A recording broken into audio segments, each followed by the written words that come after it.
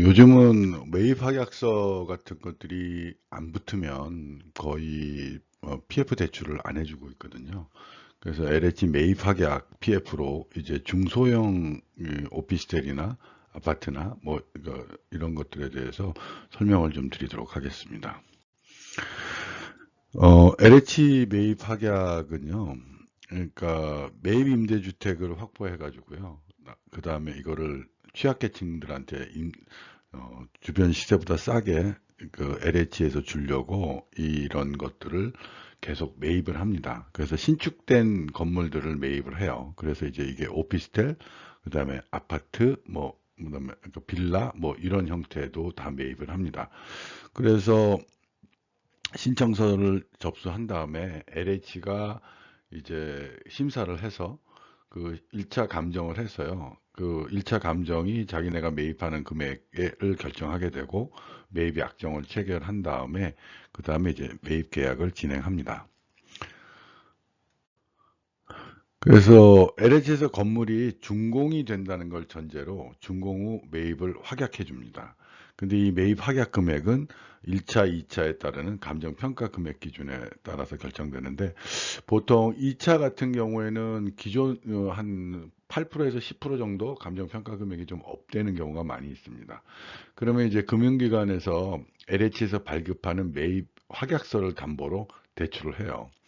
근데 이때 공정률 50%에서 공정률 50%가 되면 전체 매입 확약 금액의 50% 내지 60%를 사전에 지급해 줍니다. 그래서 이때 이 50%, 그러니까 예를 들면 400억짜리라고 하면 60%를 지급해 준다 그러면 240억 정도가 만일 한다고 하면 금융기관에서 LH에서 나오는 매입 확약 금액으로 어, 예를 들면 뭐 한 300억을 대출해 줬다. 근데 이제 400억의 60%인 240억을 해줬다. 그러면 LH가 1순위가 되고 금융기관들이 2순위가 됩니다. 그래서 어떠됐든 자기 자본이 충분하면 그 금융기관이 뭐 300억을 대출해 줬는데 LH에서 사전에 뭐 돈을 받고 한다. 나머지 40억 정도는 자기 자금이 들어간다. 뭐 이렇게 되면 굉장히 수월한 매입 확약 프로그램이 되죠.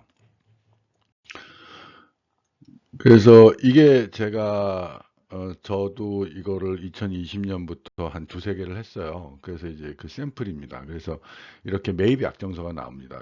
그래서 뭐 몇 통, 몇 호고 뭐 그거를 얼마에 사겠다. 뭐 이러는 매입 약정 금액이 얼마다. 뭐 이런 것까지 해서 매입 약정서인데 뒤에 이제 여러 개의 부속 서류들이 붙습니다. 뭐 조건이 어쩌고 저쩌고 뭐 이런 것들이 붙죠.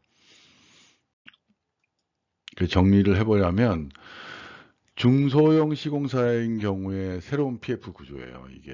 그러니까 매입 약정서가 있으니까 분양에 대한 리스크가 없다는 거죠. 그래서 이제 이 중소형 시공사들이 뭐 전체 매출액 400억짜리, 뭐 500억짜리를 할 때 이 LH의 매입 약정을 이용하면 PF가 굉장히 용이합니다.